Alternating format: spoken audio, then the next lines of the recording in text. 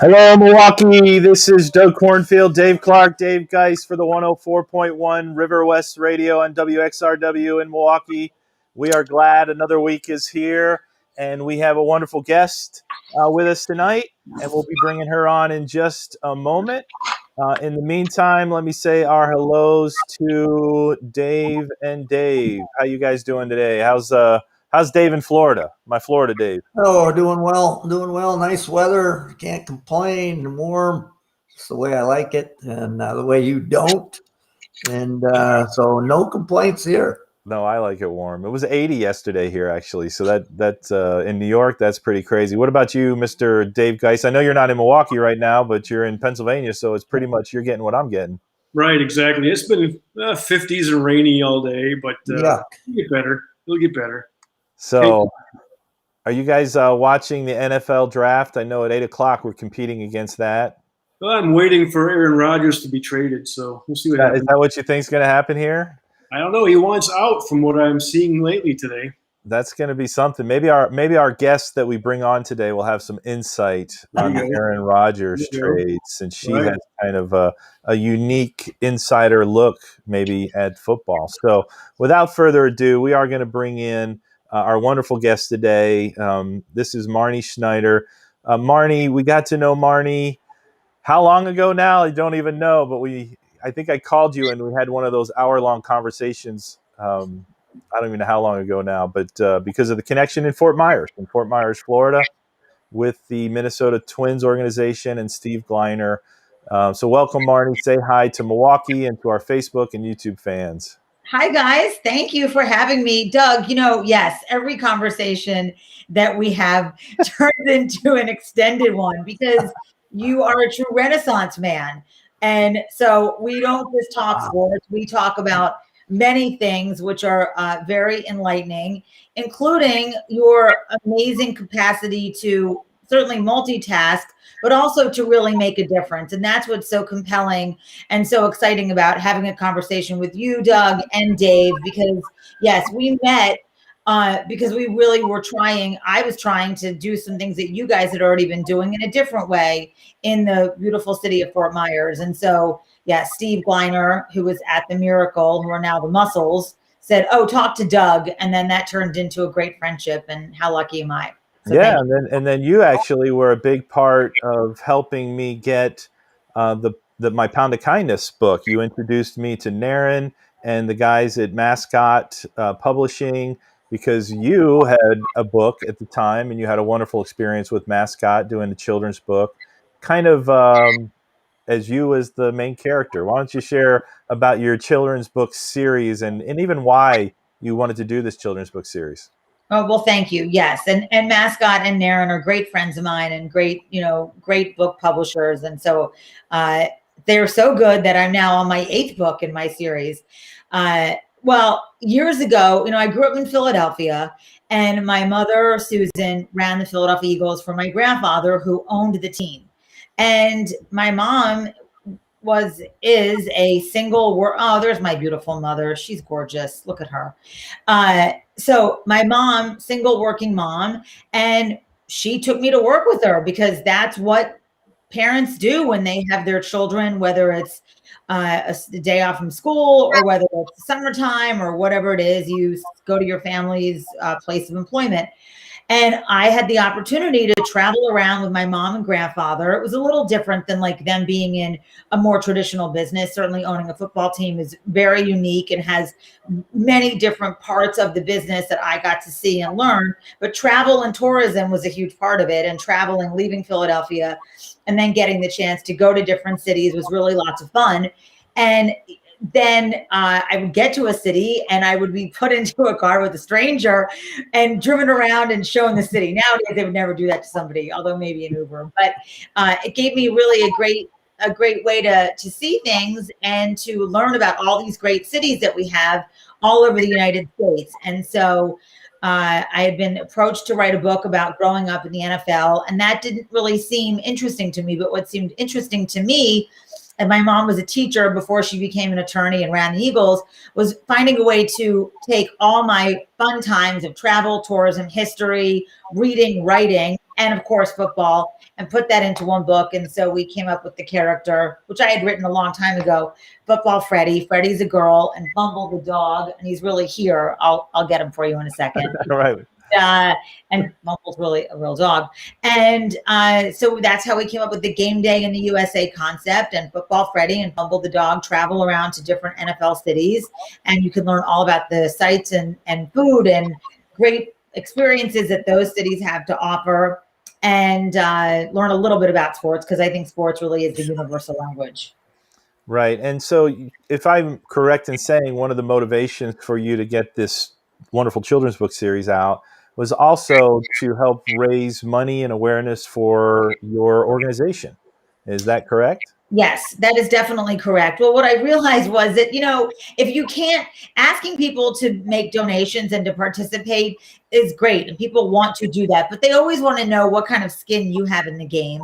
And I think that for me, it was finding ways to raise money, to raise awareness, to talk about sports, to get kids involved in reading and playing, because I really think that when kids can read and when they can play, those are two great coping skills that we can pass on to children and communities. And especially some communities, those are not things that are readily available. So getting the tools to get kids books to read and to go to games, to go to minor league games. I love minor league baseball. And getting to experience real live sporting events and having an opportunity to do clinics, to engage with the people in the community that want to be involved. That was really the way that I could blend everything. So by writing a book, I could raise money, do things that were interesting to me. Like I said, talk about my experience as a young girl, but not like in a gross, we flew around on private. I was flew in the back of the plane. Like they would say, like all the players, there was the front cabin, and then the middle area. And then there was like the seat at the way back for me. And I would have my bag with, cassettes and my Sony Walkman and a bunch of batteries and a notepad. And I would just get on there and hunker down for a flight wherever it was. And that's kind of how I started working on this whole concept during the 80s, and then really brought it to fruition a couple of years ago. That's great. One of the things that I like particularly about the series that you did is that, being that I'm from Philadelphia as well, and your first book was Fumble Freddie in Philadelphia. Yes. And so you've got this little girl that's experiencing the history of Philadelphia. And what's one of the great things about the history of Philadelphia? Well, there's many things. Ben Franklin is my favorite thing about Philadelphia. Right.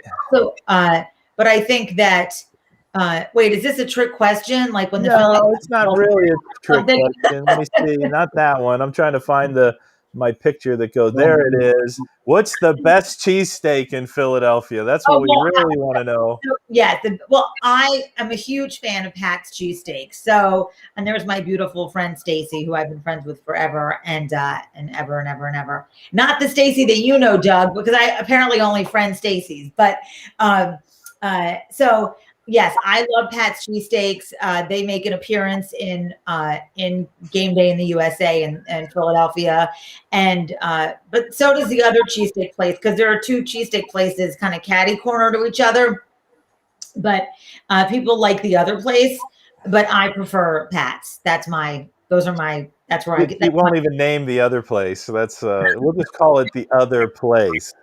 They're in the book. Okay. If you read Game Day in Philadelphia, the other place is in the book. They're, of course I want to highlight, it's kind of like, sports teams. Like you have two different teams, you have a matchup, and some people want, this team, and some people want that team. So great. And that's what I love about sports, is that really, truly, it's about putting the best effort on the field. And if you do that, then you're going to have fans, and they might say, I like this team or I like this product, but it could go either way. So this way, and that's really, truly one of the things that I try to encourage people and kids when they're learning about sports, is that this is what is so great about sports, that you can play at the highest level and people can like you. Like we're just like you just mentioned the lead in, like, is Aaron Rodgers going to stay in Green Bay? Are people going to not be Green Bay fans if Aaron Rodgers leaves? I don't know. We'll see tonight. But I mean, the fact is that that's what I do love about sports, is that, at least for me, like, as being a super fan, you can enjoy a professional's career and then say, okay, well, like Tom Brady left the Patriots and people still cheered for him in Tampa Bay. I think some people were upset that he was no longer in New England, but he still is a great athlete and you want him to succeed because you liked him in another city. So why wouldn't you like him in the new city? No, definitely. I'm cheering for a quarterback that used to be with the Eagles, so there's no doubt about that as far as that goes. So, you're part of our book, Pulling Each Other Along, which is one of the reasons that we wanted to have you on the show in addition. And one of the reasons that I am very passionate about your particular story is because I have a picture up for those on Facebook and YouTube of my son Gideon, who had some severe limitations, so to speak. He was born without neither arm, but also a leg shorter than the other.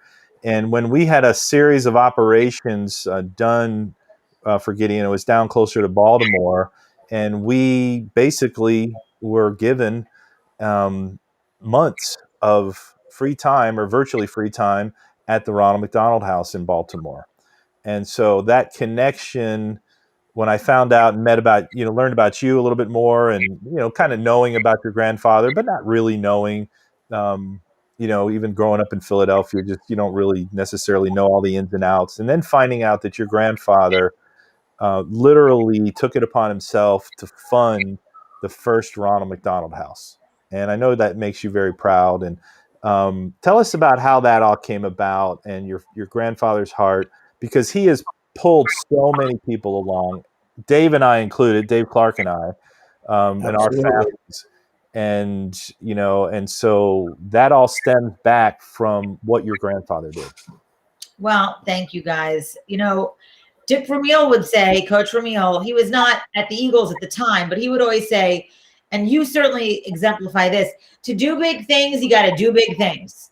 And so in 1974, when my grandfather owned the field, oh, look at that. Those are just great looking people inside and out. So in 1974, when my grandfather owned the Philadelphia Eagles, a football player on his team, all the way from California, a guy named Fred Hill, his daughter was diagnosed with leukemia. And Kim, young, this was 1974, so Kim's same age as me, so she was like 4 years old, let's just say. And no one knew what that meant, or no one knew what that was, but Fred was definitely, and he will say this, he was in the right city to try to get the help for his daughter, because my grandfather is a very empathetic guy and really did care. And as an owner of a team, he felt it was his responsibility to not only take care of the players and the front office and everybody involved, whether it was the parking lot attendants or the janitors, but also the entire community, and find ways to help improve the city. And they, certainly started Eagles Fly for Leukemia, which was a great organization that raised a lot of money to help children that had leukemia, because they knew that that was a real childhood cancer. That was what they kept noticing that. And then this beautiful angel named Dr. Audrey Evans popped into my grandfather's life through Fred and Fran Hill, because she was one of Kim's doctors at Children's Hospital. And she said, what we really need, Leonard, is a home for families to stay while their children are being treated at the hospital. And so my grandfather said, okay, well, let's do that. And they raised a lot of money. And my grandfather reached out to Ray Kroc, who was a friend of his, and Ray was the chairman of McDonald's Corporation. And they also realized that naming the house the Ronald McDonald House was probably a way better name than naming it the Leonard Toews House. My grandfather's joke was like, I can't even get one of my wives to stay in my house. I don't really think, he was married 5 times. He's like, I don't really think that that's going to work. So McDonald's, kids love McDonald's. And my grandfather was not an egomaniac either. And that's the other thing too, is that he knew that in order to make this charity really work, having a partnership with McDonald's. The first McDonald's to ever be inside a hospital was actually at Children's Hospital in Philadelphia. So he knew that if they were really going to make, oh, Doug, you were there. That's in Minneapolis. Yep, I was there with you. I know, not far from Green Bay, but miles away when it comes to football fans. So, my grandfather knew that in order to make this work, they had to have the right, you have to have the right people at the right time. So McDonald's Corporation was definitely the right company to partner up with. And so they, raised some money, but my grandfather definitely wrote his name on the check. And which is something that he always said to me too. He's like, just make sure you sign all the checks. So then, just everyone knows. So, so in 1974, and there's a great picture of my grandfather, which hangs in the Philadelphia Ronald McDonald House, of my grandfather with Ray Kroc and Dr. Evans and Jimmy Murray, who was part of it, and Fred and Fran Hill at the very first opening of the Ronald McDonald House in 1974. And then since then, 47 years have gone by, and it still is like the gold standard of charities. And now there's hundreds, over 350 internationally, designated hospital areas, and they do amazing things to really help families out, just like you needed when your son was in the hospital. The Ronald McDonald House not only gives you a place to stay, they also give you a lot of cheerleading and guidance and advocacy and a place to make new friends and food and all the things that you might be missing when you have a sick child. I mean, I had a sick child too. We did not stay at the Ronald McDonald House. Jonathan, my oldest, when he was 9 months old, was diagnosed with neuroblastoma and did not walk or talk to us almost 5, had surgeries and this and that. We were living in California at the time.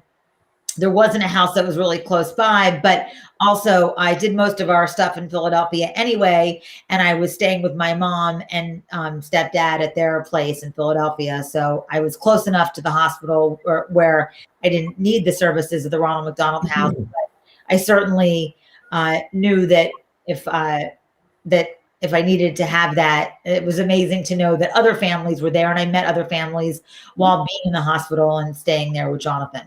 Right. And I know, Dave Clark, you got to speak at the Ronald McDonald House Gala in Tampa. Yeah. And I think one of the things I remember about that is kind of the difference between what your parents went through when you were a child compared to what, we as parents went through.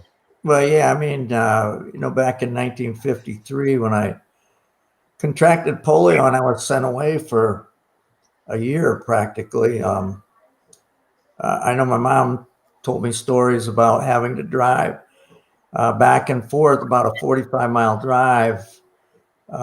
She had no place to stay locally there. And, she was driving.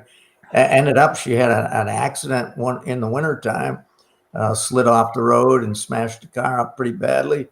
And then, I was thinking while Marnie was talking, what goes around comes around, because our daughter's had a condition that we've been battling she has been battling, and the family along with her for about 10 years now. And when it first manifested, I was up in St. Petersburg with my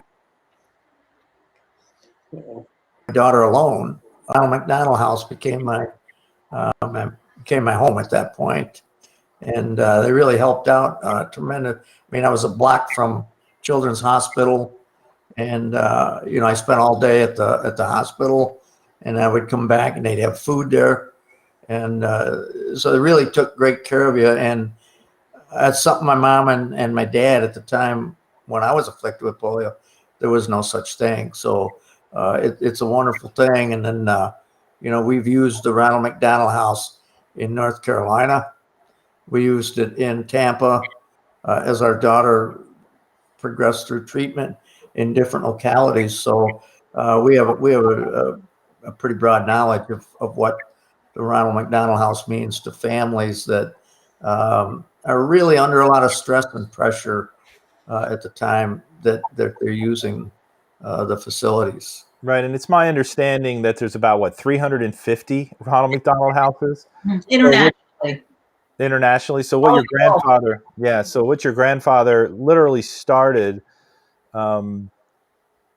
is pulling so many people along. It's not even it's actually not even comprehensible, because I've seen it firsthand. I've seen families with way worse situations than what I consider what we've gone through, and the care and the months and sometimes years that they're literally staying at the Ronald McDonald houses, and not just being a place to stay that's clean and well kept, but a place to play in some cases, also a place that where many people came in and fed us, and so every day there was meals, and so taking that pressure off us, both financially, but more time considerations, where we could just walk into the cafeteria and there was good food for us, pretty amazing. And so having your grandfather start that is, I can attest to it firsthand. So that's why I get a little more passionate about that particular connection with you than some other things. So I just want to remind everybody, this is the 104.1 River West Radio, WXRW. And in Milwaukee, we have a special guest with us, Marnie Schneider. She's lived a very interesting life growing up, an Eagles daughter, the granddaughter of the Eagles owner, and your mom was also worked for the Eagles. She was a general manager, correct? Is that the right? My mom, to this day, is still the first and only female. Now there's Kim at the Marlins, but my mom, to this day, that's professional baseball, is the only female to have ever been.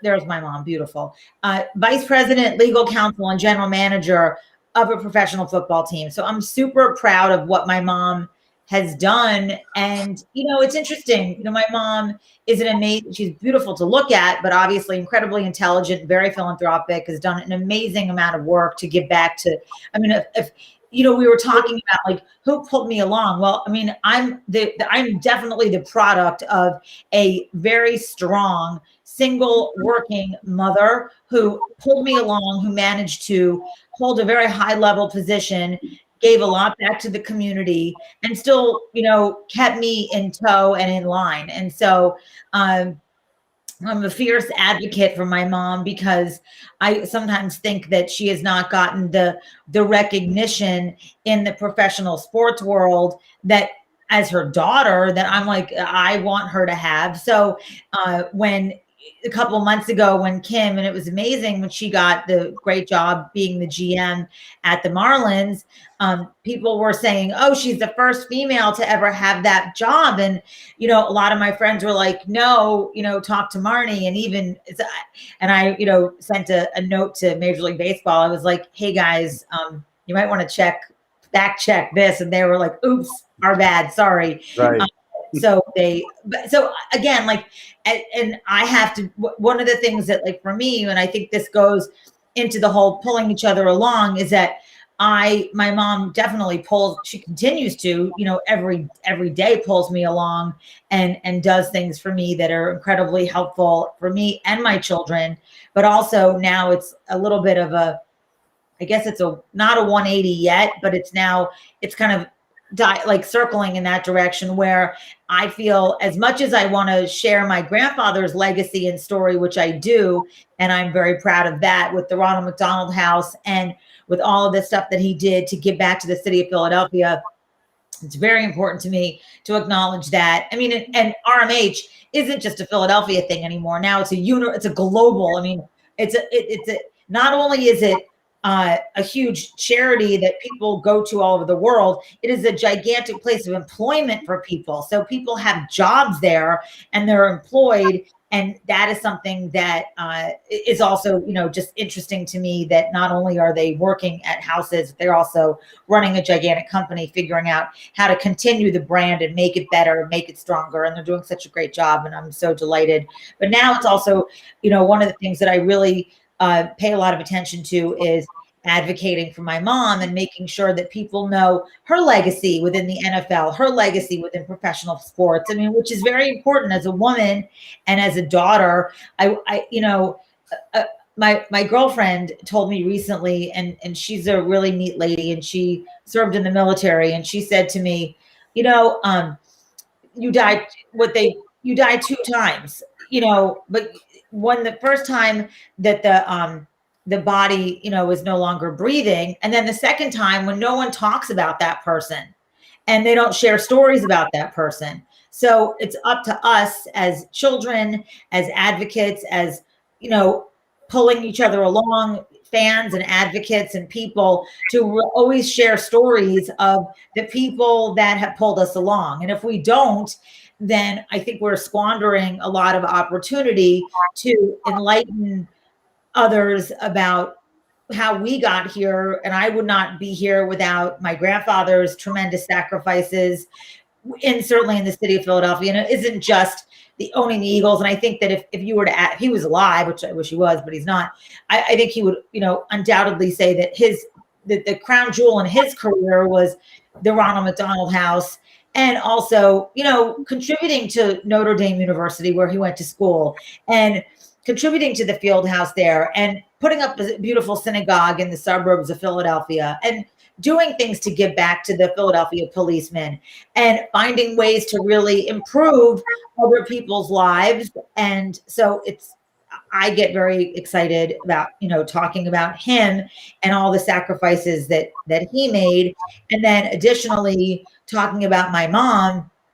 And I know she made a tremendous amount of sacrifices. And again, being a woman and being in that position was not easy. And so I am her fierce cheerleader. As you should be, and that's really great. And so before we wrap up the show, I want you to talk about somebody else that's in your book and in your chapter in the Pulling Each Other Along book. And it's because, we're hearing all these great things about you or your grandfather, and how your grandfather has started the Ronald McDonald House and how he's pulled everybody along.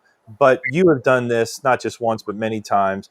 And I've got a little picture here I just want to pull up on the YouTube, and just ask you, what about this lovely girl that we see here in this picture here? Well, that is my sweet Joanna. And actually, her grandmother, Consuelo, who worked for us, is in my house right now. So I'm very lucky, because I'm very thankful that Consuelo came to visit. So she's here in the other room. When Jonathan was sick, and this was 21 years ago, I was a young mother and living in California. My family was all on the East Coast. And my mom said to me, you probably need to hire someone to help you.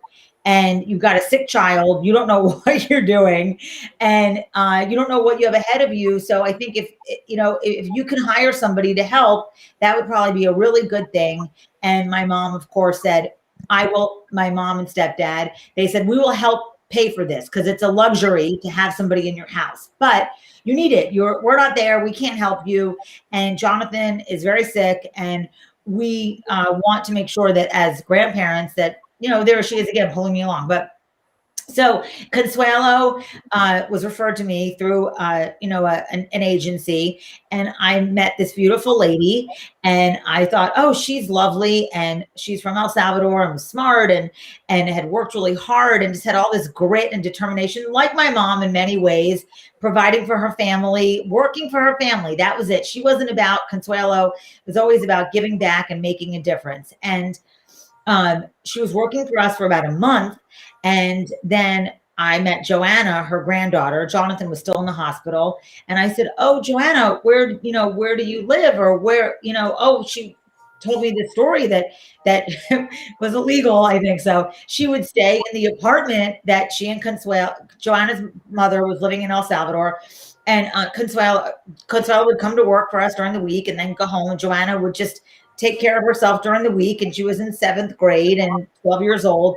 And I thought, well, wow. Okay. Marnie, we're going to have to take this to after the break. This has been the 104.1 River West Radio with Dave Clark, Dave Geist, Doug Cornfield on the Pulling Each Other Along show.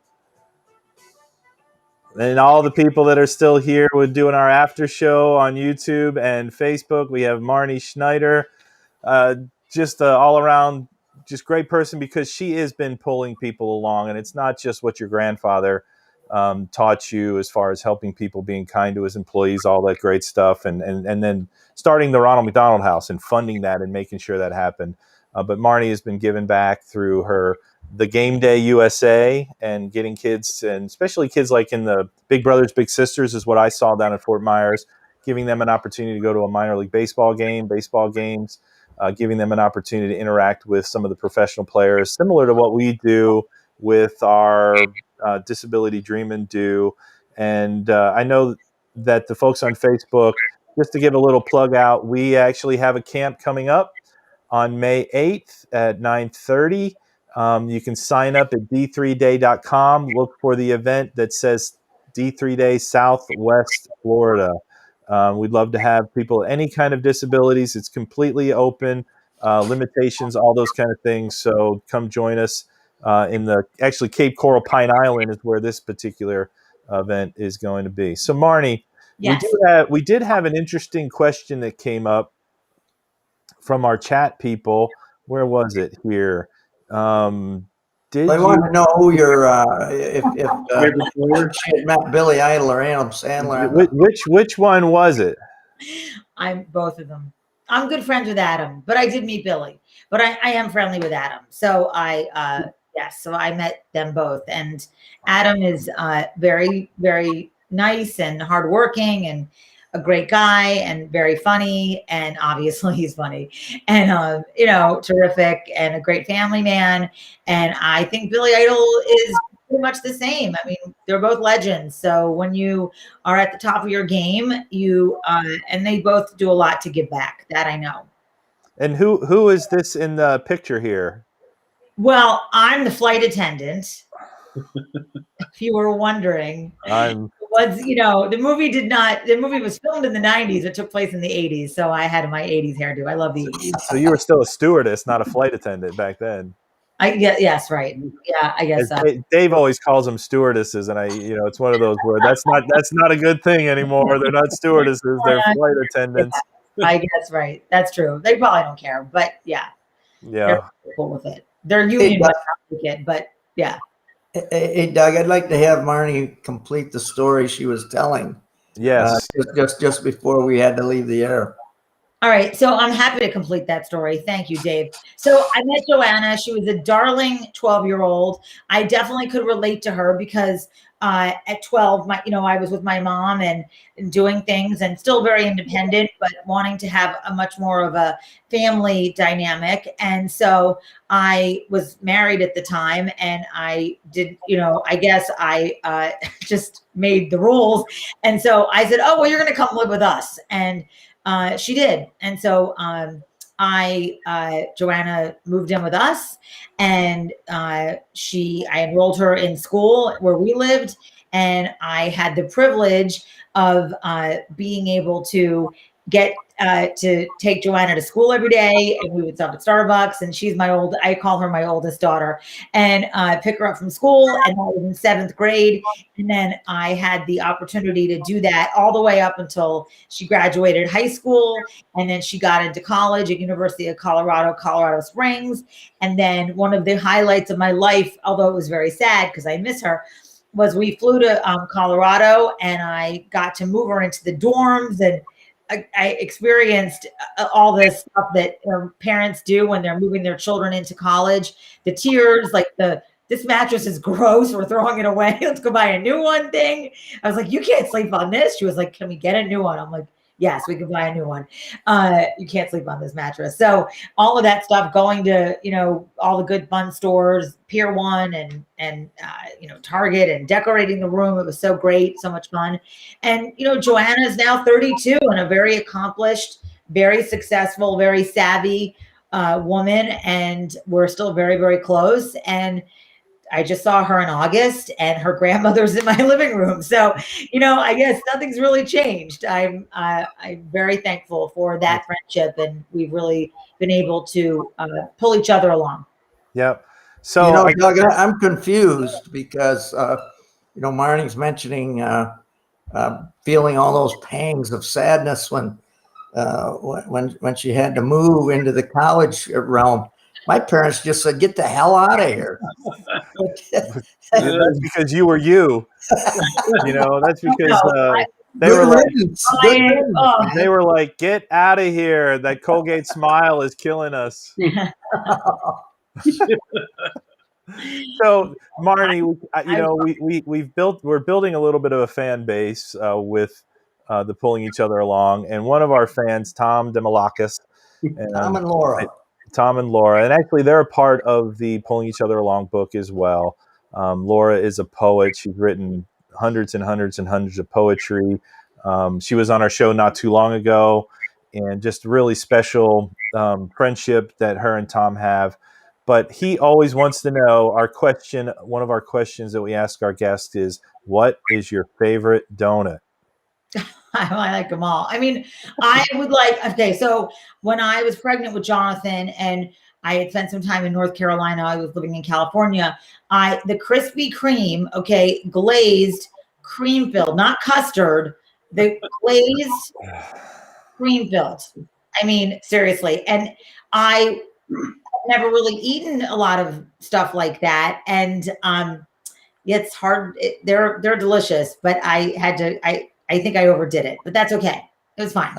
So Right. yeah, I don't know. Pass, Clark. Does that one pass? That one's good. Dave Clark, that was a good one. That was a good one. All right. We got the white cream, right, Marnie? Yeah, not custard though. It's like icing. The white cream. Yeah. Yeah. That's the best. Yeah. Dave's the donut specialist. Yes, he is. He loves donuts and some other things. Yeah. But glazed and you get the frosting. So I mean, you get the 2-in-1 there, man. That's amazing. Hey, So- Tom and Laura also want to know, who is your favorite football player? oh yeah, I saw that earlier. well, I mean, I would say that I love Joe Namath, okay, because he was such a stud and whatever. He didn't play for the Eagles, but I love Joe Namath. I mean, because although it wasn't like he had this storied career, but Vince Papale, in my mind, had a great career because he did the impossible. He ended up breaking into the NFL and playing in the NFL and being a leader on and off the field. And that to me is what real character is about. So, I love Terry Bradshaw, and there's so many great athletes out there that I, certainly like. I'll tell you. I mean, if it's not going to be Vince Papale, then it will be Rod Martin. And I have a great, because I hated him for so many years. He was my personal boogeyman after 1981 when he had 3 interceptions in Super Bowl 15, or as he likes to say, he was Ron Jaworski. That was the Eagles quarterback. He was Ron Jaworski's 3rd leading receiver. Like, that's not nice, Rod. That's not nice. So for many, many years, Rod Martin was my personal boogeyman. And then finally, in 2017, I met him. And he was nice to me. And it was a very funny story. We're at the NFL Players Collegiate Bowl, and I had my kids and their friends. And, as a mom, you've got food with you everywhere, and you're trying to organize everything. And this very nice gentleman stood up to offer us his table. And as he was standing up, I realized he was wearing an Oakland Raiders baseball cap. I mean, literally like a full-on Raiders top to tails, and then the rings. And I was like, oh my, I cannot believe this. After 30-something years, here is Rod Martin. And I looked at him and I said, I know who you are. And he said, uh-oh. The woman saying, was I what? And I said, you're Rod Martin. And he was like, uh-huh. And I said, my grandfather's Leonard Toes. And he was like, and he said, bring it in, just bring it in. And it was just buckets of tears and crying and crying. And I was like, well, why? Please, why? Why did it go? And he's like, I said, just tell me your story. I need to know that you have had a very hard life, Rod. I don't want to know like that it was easy for you. He's like, I won a 15. We drove across the country from West Virginia in my dad, 2 cars and 7 kids in 1 car and 6 in the other car and whatever. And he was a walk-on at SC. He was the last person picked by Al Davis in the 70s. And then has had a great career, and he's a great guy. So I think if I was going to pick 2 people, it'd be Vince, and my Eagles fans might not like that I pick Rod Martin, but I just love Rod. He's turned into one of the best friends that I've had in a very long time. He is an elegant spokesman for the NFL and for the league, and certainly for the Raiders, and has been a great friend to my mom and a great advocate of football and kids playing and everything else. Great guy. Yeah. Very good. Very good. Polly's story, that was Dick Vermeil's first year, wasn't it? It was not. He started in 76, Oh, okay. Right. 77. So this was the 80 season, 81 Super Bowl. Oh, okay. All right. Yeah. Yeah, I do love this picture. That's just a fabulous classic picture right there. It is. And, three great guys. So the guy on the right with the dark shirt on, that's Jimmy Murray. And Jimmy is a very, very instrumental character in the Ronald McDonald house and in the history of the house and in also the entire play of the game. Jimmy is a very important part of RMH. And he's a great friend, and I'm lucky to know him. He's a great guy. Right. Very good. So, because it's the NFL draft night, and I know that is something that you are very much looking forward to participating with your family. Before we let you go, give us a little bit of what you're hoping for this evening. Well, look, I think that it's always exciting to see, trades and to see where people are going to watch. I love to watch the moms and the dads, celebrate it makes me so emotional because they put so much into it, into like their children. And as a parent, watching your child have success, that's really what we all want. I mean, and so that's like why my thing for Joanna is so real, because she's really had success as a young woman, and I'm so proud of her. So when I watch the families and these young men and moms and dads and girlfriends and wives get so excited because they know they've made so, getting to this level is like so many sacrifices. This is for real. I mean, when I first moved to Los Angeles and I went into a Starbucks and I saw a drink, it was a non-fat latte. And so they put NFL on the cup. And I was like, why would they write NFL on the cup? And then the lady's like, no, it's a non-fat latte. But like, it always, like I use that, like, I'm like, oh, okay, I am in California. Of course it's a non-fat latte. It's not NFL. But, so I think about that, like all the sacrifices that people make to get to the NFL, which is not a non-fat latte, although I like them. It's so many sacrifices and so many things that have to happen to get to that level that when I watch that and I watch the teams get excited about the teams that, the players they're going to choose and everything, it really is a great, fun thing to be able to celebrate. Very good. Any more questions from Kurt, Dave, and Dave before we let Marnie go and go? I just want to acknowledge some of our listeners and viewers. Rusty Dye every week, and Tom and Laura, and of course Todd Sivan has checked in and said that wonderful series of books to Marnie. Oh, thank you. So just wanted to acknowledge everybody that's listening and watching. And Dawn Kendrick, I met her through Facebook. She's a media person in Ohio, and she checked us out today. And now we're getting the Barbara. Hey, Barbara, well. Glad you're listening to a classmate of mine. There you go. So somebody still likes you, Dave, from your old days. That's she's a huge fan of ours. So Marnie, thank you for coming and being a part of the Pulling Each Other Along show, episode 18. And we're so glad that you're part of the Pulling Each Other Along book. Mm-hmm. And I'm just glad that you took some time on this NFL draft day. You can go watch the movie afterward with Kevin Costner. I've seen it. It's good. Yeah. So very good. Well, thank you. We can say goodbye. And, if I'm being real professional here, I can throw up some music. And we can all say goodbye to the Pulling Each Other Along folks. Hopefully we see you next week. Take care, everyone. Bye. Thank you.